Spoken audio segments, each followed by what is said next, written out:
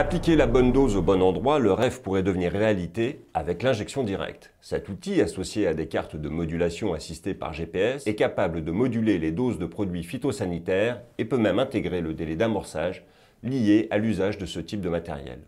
Pour évaluer la capacité de l'injection directe à moduler l'application de produits phytosanitaires, Arvalis, Institut du Végétal, a réalisé des essais avec deux systèmes, le Speed et le Sidekick Pro. Ces deux modèles peuvent être montés sur presque tous les pulvérisateurs de grande culture, sous réserve qu'ils disposent d'une circulation classique et que l'espace autour des organes du pulvérisateur soit suffisant pour permettre un montage aisé.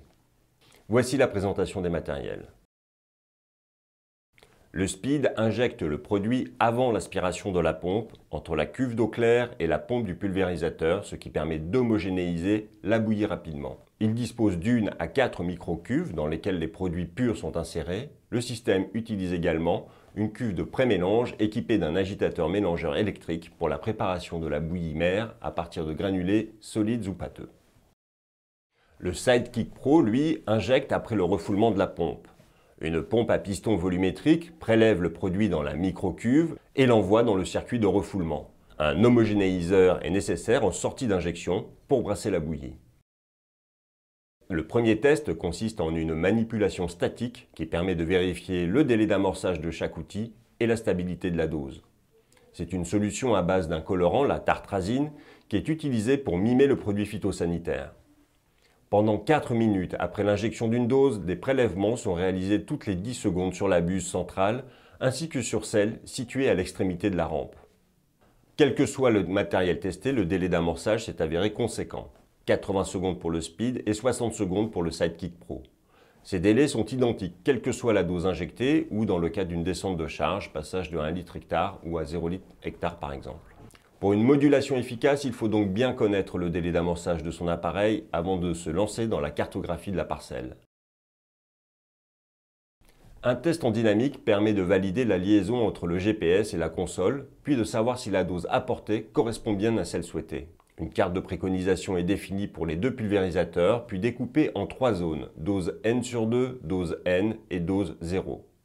La carte de préconisation est calculée en tenant compte du sens de circulation du tracteur dans la parcelle et du trajet du pulvérisateur qui ne peut être modifié sous peine d'erreur. Les zones ont donc été décalées de la moitié du délai d'amorçage. La carte de préconisation décalée, introduite dans la console, permet de faire le lien avec le GPS. Lorsque le tracteur avance, cette console identifie la dose à apporter et la transmet à la console qui gère le Speed ou le Sidekick Pro. Le chauffeur n'a pas à intervenir. On vérifie la dose apportée grâce aux boîtes de pétri réparties de façon régulière sur la parcelle afin de récupérer la solution de tartrazine pulvérisée. On peut ainsi quantifier la dose apportée et la comparer à celle de la carte de préconisation.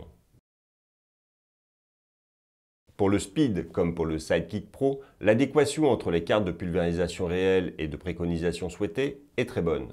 Le décalage réalisé s'est avéré correct et la console a correctement piloté la console du pulvérisateur, aussi bien pour la quantité que pour la localisation. En conclusion, le couplage du Speed ou du Sidekick Pro à un système GPS permet donc de piloter la dose en suivant les instructions d'une carte de préconisation. Dans les deux cas, les doses réellement épandues correspondent bien aux doses programmées dans la carte de préconisation. Les systèmes sont donc précis et fiables. Les deux procédés étudiés montrent qu'une modulation intraparcellaire est réalisable. Elle reste néanmoins délicate. Les délais d'amorçage conséquents imposent un nombre de doses réduit dans la parcelle, des tailles de zone importantes et des parcelles suffisamment grandes. D'autres innovations tendent à se développer, telles les buses à débit variable ou des porte-buses à sélection automatique. Mais elles sont encore rares sur le marché et plutôt en phase de test.